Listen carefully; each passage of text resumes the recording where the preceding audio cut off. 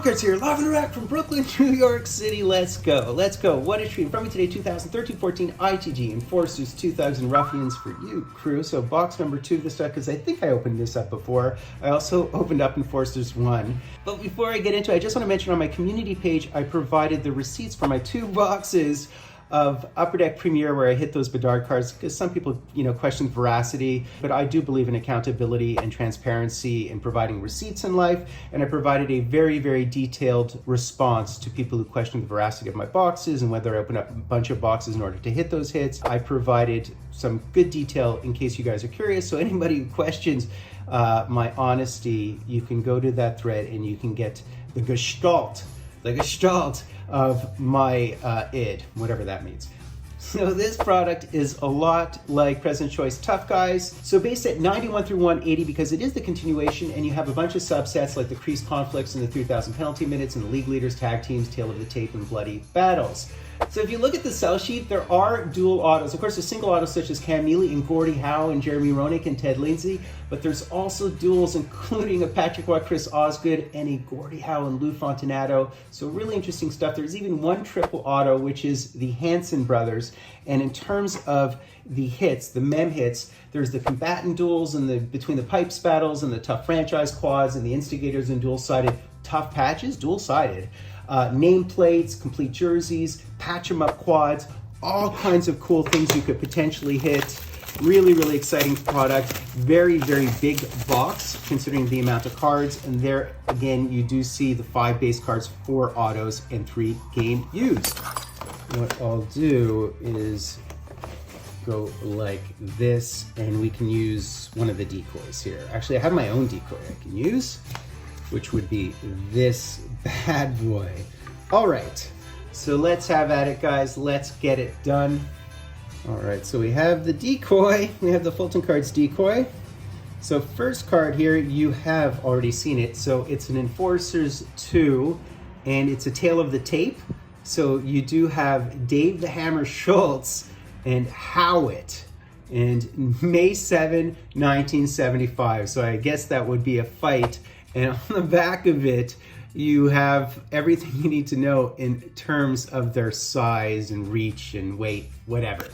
All right, really interesting card. I believe there was reach in there. I don't know. Didn't look close enough. Okay, continuing on. That's usually what you see when you watch fights. Oh, look at that. Look at that. So we did hit a League Leaders. That is wicked. And it is, in fact, the Rocket. Wow, imagine if he had an auto, that would be too much. But there is a Gordie Howe auto. It's probably super, super duper short printed. What was interesting about that is it was penalty minutes, but it was saying that on the back it's had a little blurb basically stating, as the bus passes, that the Rocket was more likely to be called for penalties, that there was sort of sensitivity amongst the fans that he was called too often, and thus he's a league leader. So there is an Eddie Shore and a Lionel Hitchman. These cards are actually really cool. This is so ITG. It's very, very Dr. Pricey, isn't it? And you can see why he continued it on with President's Choice. Very, very cool. That's wicked. So that would be a Boston tag team. Continuing on here. And what is this? What is this? Am I picking up 2? I think I'm picking up 2 here. Wait a second. This is a lot of fun, this product, and it wasn't particularly expensive either. And we have another one of these Tales of the Tape, and it's File and Louse. And yeah, so very, very similar. There are a lot of obscure players, by the way, because bruises by definition can be obscure. I don't know if you guys remember Grimson fighting Louse. I do. All right, continue. Oh, so what is this? What is this? Oh, it's a Bloody Battles. Very nice. Very, very nice. So it would be the Langdon and the Bonvie Bloody Battles. I feel like last time I hit a Ty Domi, and I believe I sold that card actually for a decent amount on my COMC site. All right, so we're into the mems at this juncture. And it's a goaltender, why not? Of course. I mean, people were saying that because I hit the Bedard that I lost all my goalie mojo. Not entirely, guys, not entirely. So we have Dan Cloutier with the Rangers where he was drafted. He was actually a first-round draft pick. So it's one of the pugilistic puck stoppers. Certainly take that game-used jersey. Very nice. Also, of course, with Vancouver for all those years. And if you're wondering why I have Neely in the background, he does have a short printed auto in this set. Okay, so continuing on, that's Tim Hunter. That's absolutely Tim Hunter. And we have a Dave Brown. So this is one of the dual combatants. Very par for the course for this. It's very sort of industrial looking, these cards. Very metallic looking, I guess. But I guess they're showing guys with their lunch pails and their buckets and so on. Or I guess the buckets that they flip off their heads. All right, anything else? You can hit some good stuff in these mems, by the way, but it's not necessarily easy. Is this Dave the Hammer? Who is this? I think it is, but I'm not sure. And it is, no, it isn't actually. It's Glenn Cochran. It's Glenn Cochran. You know, they both have stashes, so I kind of mistook him. I'm not sure what color this jersey is. It looks to be like an off pink.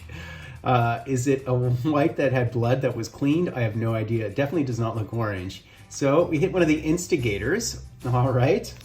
So far, very par for the course. And I think we're into the autos. Ideally, you'd hit a duel. They're pretty rare. Of course, as I mentioned, there is a Patrick and there is... Are we into the autos yet? I think we are. I think we are.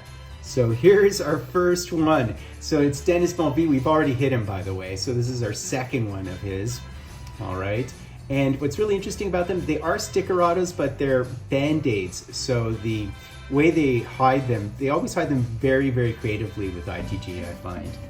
I guess Bonvie was from Nova Scotia, so maybe I shouldn't do the French pronunciation. It's definitely a French name, because it means good life, right? All right, continuing on. And who is this? And it's, oh wow, this is actually interesting. We hit one of the Hanson brothers. There you go.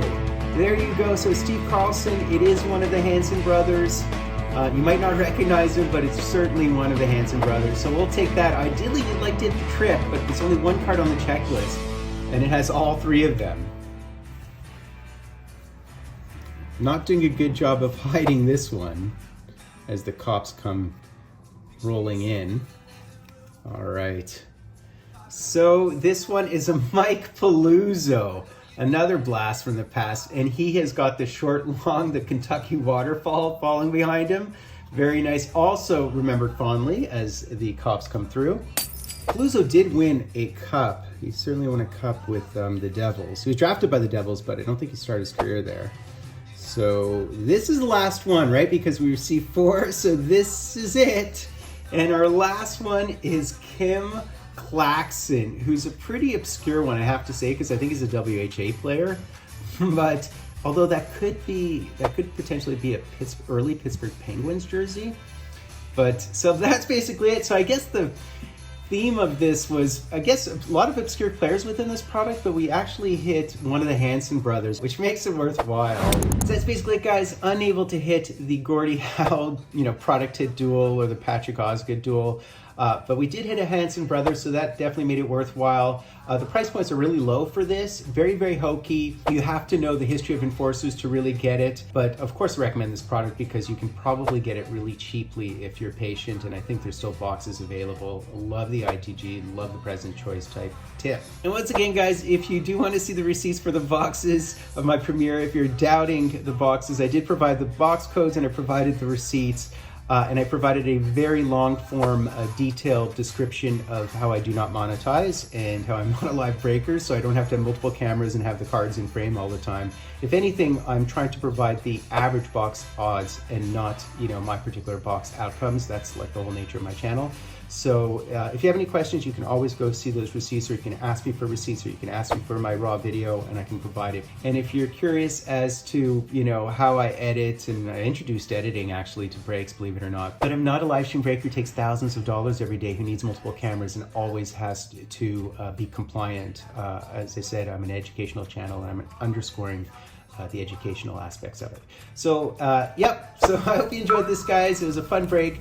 Do me the honor of sub-liking, hashtag drive Fultoncards live and direct from a place called Brooklyn, New York City. Let's go, Morris Richard, huh? You got no fear of the underdog.